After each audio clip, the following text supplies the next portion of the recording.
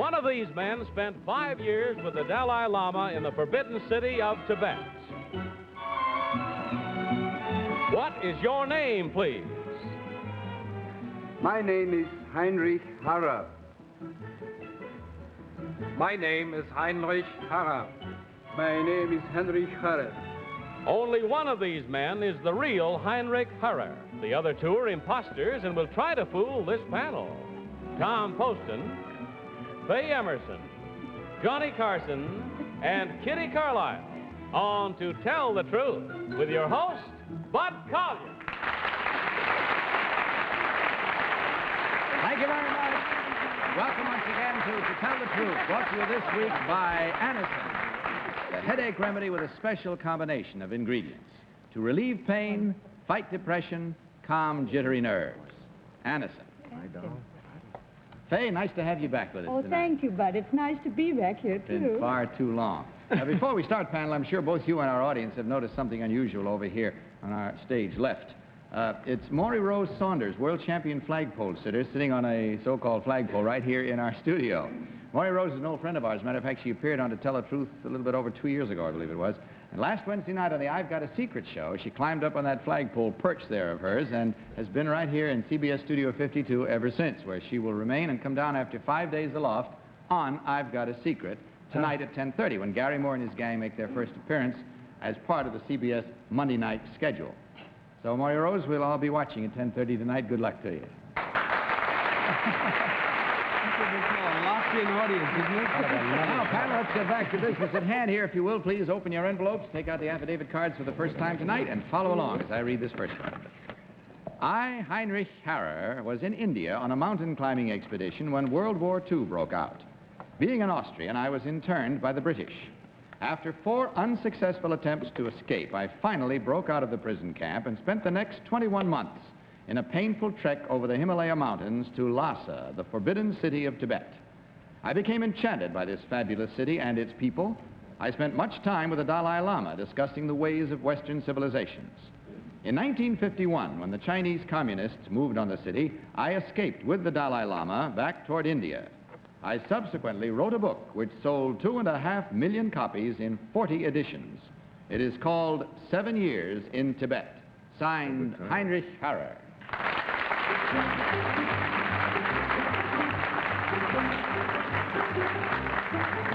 To start things off tonight, panel, you have heard, as have I, 3 gentlemen, each one claiming to be Heinrich Harrer, who spent 7 years in Tibet and wrote a book.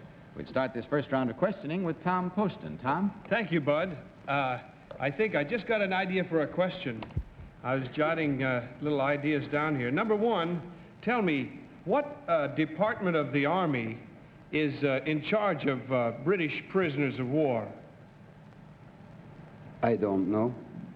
Number 2, might you know? That's the Provost Marshal General. Number 3, who feeds the prisoners in the British prisoners of war? Gurkhas. And what department does that food come from? That's from the British Army.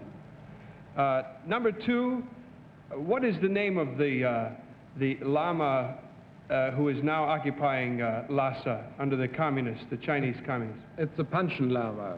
And how do those two, how are they distinguished, the Dalai Lama and the Panchen Lama? Well, the Dalai Lama... Thank you. Kept himself off with the bell. All right, Faye. Number 1, they have a rather interesting form of marriage, I believe, in Tibet. Could you tell me about it? Well, you have every form of marriage. Polygamy, polyandry, as well as monogamy. But polyandry is practiced in some parts of Tibet. Yes, it is. Did the Dalai Lama speak English? Number 2, excuse me. Yes, he did learn English, but he did not when I came there first.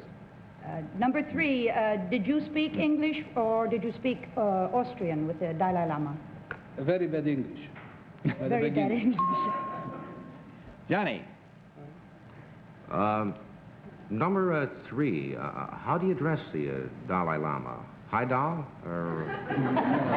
You don't address it. You just name it Kundan. Number 2, where is Annapurna? Pardon? Where is Annapurna? Annapurna is in the Himalaya mountain. Number 1, do you agree to that? Pardon? Do you agree? I didn't wake you up. Oh, yes, I agree. I agree. What was the name of that movie Ronald Colman made? Remember when they came out with it? Lost Horizons. Yes. Lost Horizons. Lost Horizons, that was it. That's all I know about the Dalai Lama. Kitty. Number 1, what is the name of the palace in Lhasa? The Potala. Number 2, did you ever see an abominable snowman? No, I didn't. Do they exist? Well, your guess is as good as ours. Has any Tibetan ever seen one? No, Only when I drinking. don't think so. Number 3, how is the Dalai Lama chosen? Can you tell me quickly? Anybody could be a Dalai Lama, chosen as a young boy, with some kind of a religious omen. Number 1, does the Dalai Lama who is chosen have to be born with a caul? You know what a caul is? It's that thing that you... well, I guess I can't describe it. A veil when you're born over your head. Oh, you mean sort of an aura? Yes. No. No. That's it, panel. We've gone right down the line. We've asked probably not as many questions as we'd like to because this is a very interesting subject. I'm sure you'll agree. But it is time for you now to mark your ballot. So will you kindly do so without consultation? And vote as you do for number 1, number 2, or number 3. As is our custom, the team of challengers will receive $250 for every incorrect vote. Are we set? I voted for him. Everybody marked? Usually All right. I don't know any. All set, Johnny? Yes, I Tom, for whom did you vote this first time? I think my reason may seem a little obscure, but I thought that the fellas were wonderful. Really, it's a pleasure to have great liars on the show, and these guys are something, aren't they? But there was something about the way number 3 answered that question about being interned by the British Army, and he said, I could hear the swear words under his breath, you know, so maybe it might be he who was the prisoner of the British during the war. Faye, how did you mark your ballot? Well, I voted for number 1. I'm probably dead wrong, but I read this book and loved it, and he just looks like the kind of man who'd write that book. Okay. Johnny, your selection? Just what I was going to say. Is that amazing? I know nothing about the Dalai Lama at all. I voted for 1, just, you know, out of sheer hunch. All right, and Kitty? I voted for number 1. I think they were all marvelous. And if you're trying to steal the show by dropping your card, go right ahead. I voted for number 1 on the basis of the way he said his name. I, too, read the book and I adored it. I wish I'd asked him how he escaped, because I remember you tunneled. Is that right, number 1? Well, now, wait a minute. Maybe you'll have time in just a minute. No sneaky business. All right. The votes are in. The minds have been up. Let's see if we're right or wrong as we learn which one of these gentlemen is the one who spent 7 years in Tibet. Will the real Heinrich Harrer please stand up?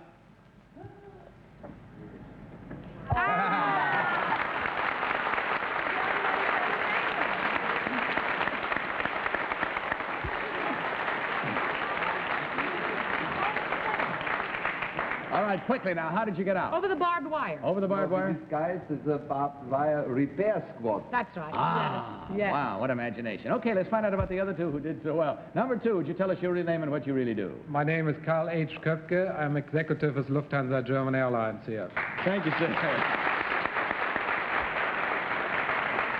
And finally, number 3, may we have your real name and what you do? My name is Geza Negi. I am the bartender in the Chardash Hungarian restaurant.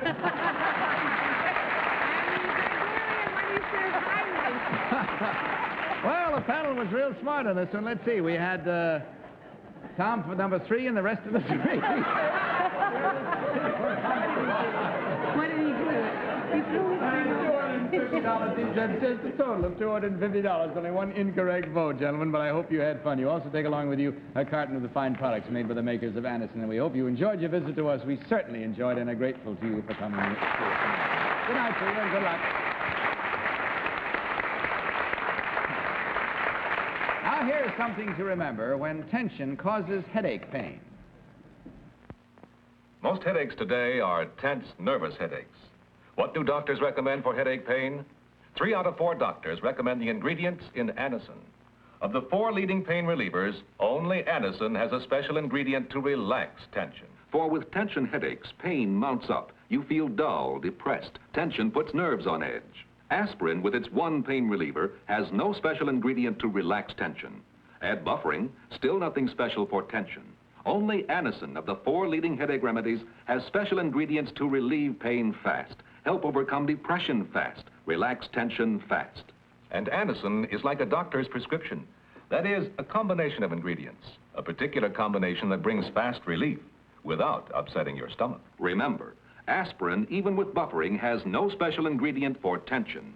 Take Anacin, with ingredients 3 out of 4 doctors recommend. Anacin for fast, incredibly fast relief. Panel, let's meet our next team of challengers.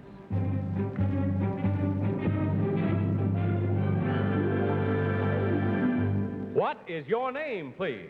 My name is Marcia Swartz. My name is Marcia Swartz. My name is Marcia Swartz. Follow along once again, panel, if you will, please, with your copies of this affidavit. I, Marcia Swartz, came to the United States as a war bride. At home, I worked in an amusement park where I ran games of chance. I am still involved in games of chance. I am a former roulette dealer and now a blackjack dealer at a famous gambling establishment in Nevada. Signed, Marcia Swartz. Very well, panel, you've heard these 3 young ladies, each one claiming to be Marcia Swartz. Game of chance dealer. Let's begin this round of questioning with Johnny Carson. Johnny? Do you deal roulette? Beg pardon? How do you deal roulette? Well, suppose you ask one of our ladies. Number 1, how do you deal roulette? I didn't know there was such thing as a dealer. Stand behind the table and you spin a ball. Yeah. Number 3, how many points in blackjack must the dealer stand on? 21. Number 2, how many points must the dealer stand on in blackjack? I'm sorry, I misunderstood your question. How many points? 17. Number 1, how many points must the dealer stand on? On a soft 17, you must draw. Otherwise, you may stand. Wow. Number 2 again. What's a perfect shuffle? Perfect a perfect shuffle. shuffle. We don't use that term in my club. Do you have another term? Number Kitty, do 1, you? what's a soft 17? A soft 17 is made up with an ace. You can hit it with a 10. Is that a soft 17, number 2? Yes. Number 3, where do you deal in Nevada? I work in Lake Tahoe. Oh, In number fact- 1, I'm sorry. Number 1, where do you work? In Reno. Number 2, where do you work? Elko, Nevada. Number 2, where did you come from as a war bride? China. You learned English marvelously. I've been here a long time.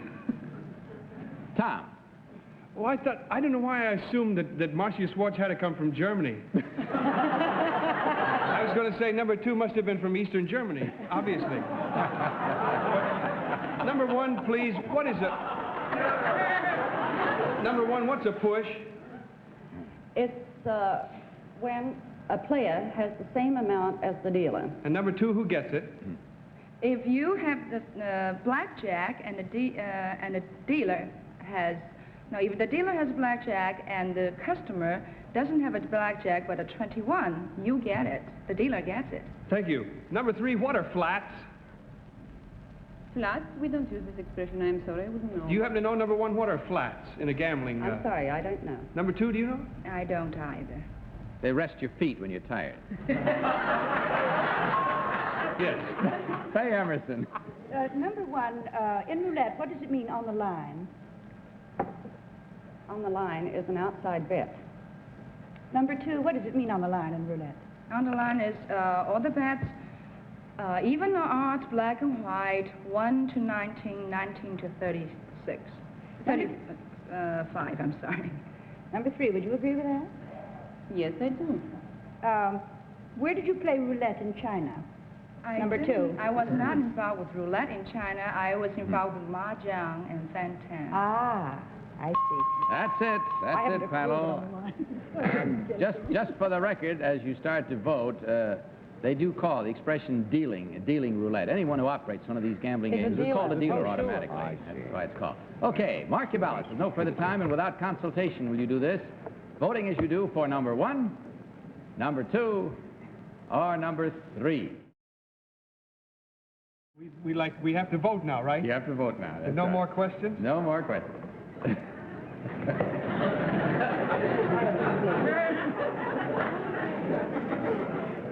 I can't vote. I'm guessing. Well, It's a game of chance, after all. Quiet, Bud. I knew you were... I voted. All set, everybody? All right. Tom, for whom did you vote this time? I voted for number 2. Now, just bear with me. We're all friends here, aren't we? We're in this together. It's kind of a game. What if it isn't number 2? Wasn't she wonderful to go to all the trouble of learning all that about gambling games?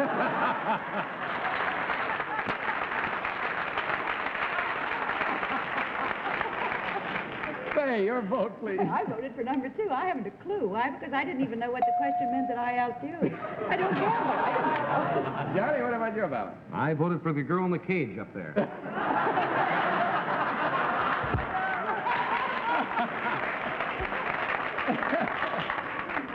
I might as well have. I'm not sure. I voted for 1, number 1. Kitty?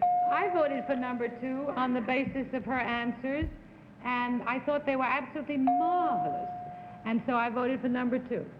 All right, there we have it. We have 1, 2, 3 for number 2, and just 1 for number 1. We'll see how we made out now as we check up and see who's right and wrong, as we learn which one of these ladies is the real dealer of the game of chance in the gambling casino.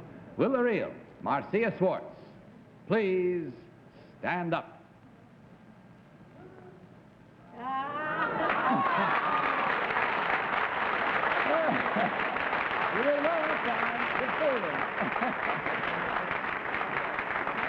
See, whose was it? Who got number 1? It was Johnny. Well, I should know. I've lost enough money on it. You took it out soft 17. Was that it? Right. Well, good enough. Let's find out about the other side. Number 2. Where does she work, Bud? Did she say? Harold's Club in Reno, Nevada. Harold's Club in Reno, Nevada. Okay, number 2. You got the greatest number of votes. You pulled the panel right down the line. What is your real name and what do you really do? My name is G.M.O. Wong. I'm a secretary in the advertising department of Field and Stream magazine. Thank you. And now number 3. Your real name and what you really do, please. My name is Blanca Tucker, and I'm the president of Blanca Tucker Associates Corporation. We specialize in industrial gifts. Thank you. That's your gift? Well, the score shows that you really did a job on the panel that time, reversing things from the first game, and 1, 2, 3 incorrect votes at $750 total is not hard to take, I'm sure, as well as a gift package of fine products from the makers of Anison. Thank you, ladies, very much for brightening our evening so prettily. Good night. Good luck.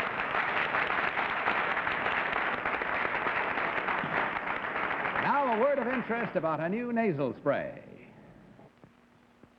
For sinus congestion and head cold's distress, use DRISTAN nasal mist with a decongestant most prescribed by doctors to bring quick, deep relief. Look, the nasograph shows almost no air through this victim's nostrils. Now, DRISTAN mist sprayed into one nostril. In seconds, it penetrates deep into swollen nasal and sinus passages, promotes drainage, thus relieves pressure, controls postnasal irritation. Now, nostril sprayed with DRISTAN shows free breathing restored. Get DRISTAN nasal mist. And now a word about heat. Arthritis or rheumatism's minor pain, no matter how hard you rub, no salve, no liniment penetrates into muscles, joints, bones. Now get immediate relief, hours of relief. Get heat. Heat works the only counter-irritation way doctors everywhere accept. Brush on heat. Immediately, heat penetrates into your skin, replaces such pain arising from deep inside with soothing warmth. Relief lasts for hours. For arthritis or rheumatism's minor pain, get immediate relief. Get heat. Now, panel, may I present our third team of challengers?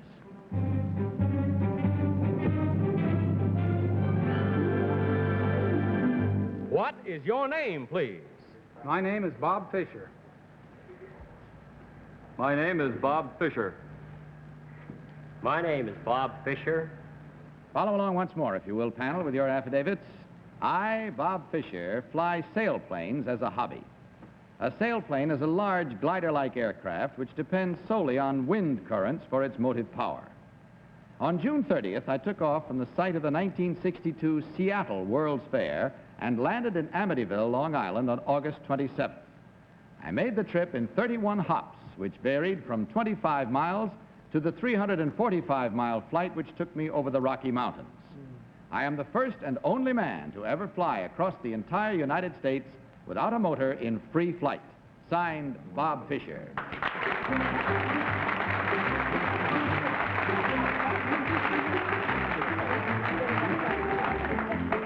3 stalwart gentlemen this time, and stalwart they would have to be to accomplish anything like that, each one claiming to be Bob Fisher, sailplane record holder, and we'll begin this round of questioning with our pretty Kitty Carlisle. Thank you, Bud. Number one, what kind of a current do you catch that would take you up over the Rocky Mountains? And how long would it take you to go 325 miles? You catch what we call thermal currents. And how long would it take you? Oh, it could, about 8 hours. 8 hours. Number two, what is the plane equipped with for an 8-hour flight? The plane is equipped merely with about 7 instruments for guiding the pilot. No food? No food. No lie-down place? No lie. No, nothing else. Nothing else. Number three, how long do you have to wait to catch one of these thermal currents? It can be any amount of time. Usually it's a reasonably short time, though. Tom. Thank you, Bud. Number three, what is empennage? Empennage is the vertical stabilizer and the horizontal stabilizers, the tail surfaces of the airplane. Thank you. Number two, how is a chandelle accomplished? Chantel is a rather wild turn that is accomplished by pulling hard on the stick as you push on the right foot. Thank you. Number one, how does that differ from an Immelman? Chandelle differ from an Immelman? Chandelle is a maneuver that is a diving turn with a climb, and the Immelman is a maneuver where you reverse directions overhead.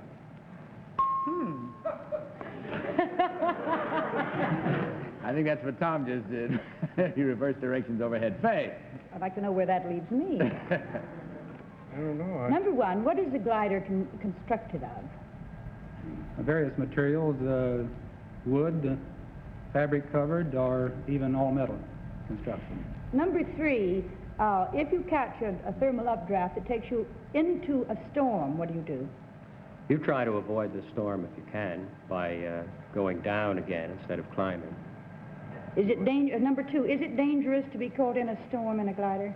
Can you ride one out? In certain instances, it would be dangerous, but gliders are quite stable and they're light and very maneuverable. Johnny. Chantel, was that the one? Chandelle. I thought it was a magician. Number two, what kind of a plane takes you up, gets the glider off the ground? Tow plane, in this particular instance, it was a Piper Cub. Number three, what direction is 9 o'clock? 9 o'clock Would you look to 9 o'clock for me? Yes. Very quickly. Number one, where's 9 o'clock? Quick. 9 o'clock is to your left. Sure. Well, it may not be 9 o'clock, but it is time to mark your ballots, panel, because time is gone now. So without consultation, will you kindly do just that? And as you do so, vote for number one, number two, or number three. All ballots marked? Johnny, all marked? Oh, yeah. Everybody set? Yeah. Tom, for whom did you vote this time? I voted for number three, Bud. Somebody slipped me the card that I threw away after the first one.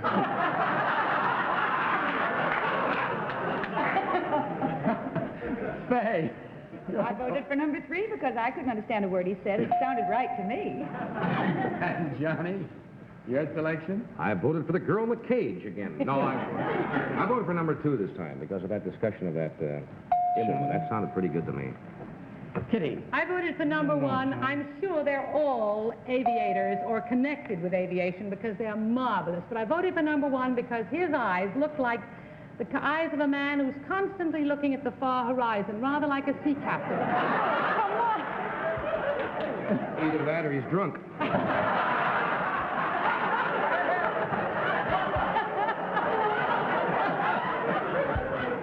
They all have that look of a man who's been looking out Well, Nearsighted. Very well, panel. Good sound reasoning. That's what I like about this group. Good romantic. sound Kitty is... reasoning. I was All right, carried here we away. go again to find out where we land this sailplane of ours in the matter of truth. And as we do that, we'll discover which one of these gentlemen is the real one, of course. So, will the real Bob Fisher please stand up?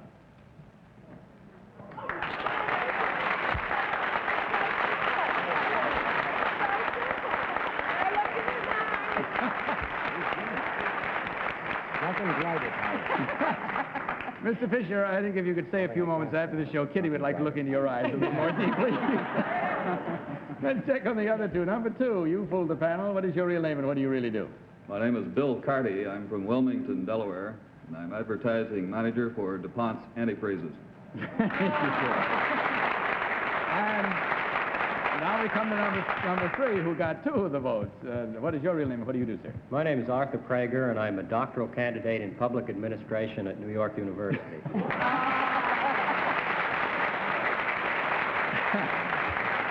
Well, we check up on our own particular thermal drafts here right now. We find there were three of them, three incorrect votes at $250 each. So like the team before you, you have won a total of $750. Gentlemen, not bad. For an evening of pleasure, which we hope we gave you, you gave us one. And, of course, you also take along with you from Anderson a gift package with fine products from the makers of Anderson. And thank you again for being with us. Good night and happy sailing.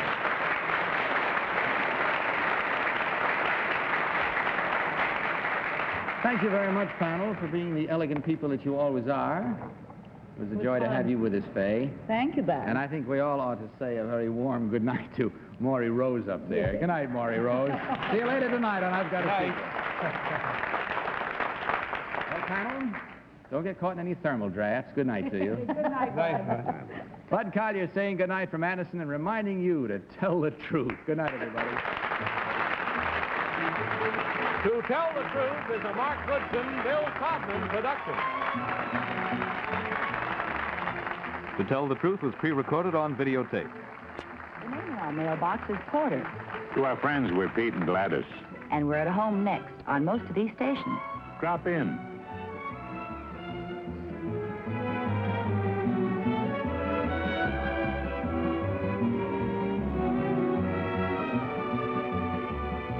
To Tell the Truth has been brought to you tonight by DRISTAN Nasal Mist, the new decongestant spray for relief from head colds, misery, and sinus congestion.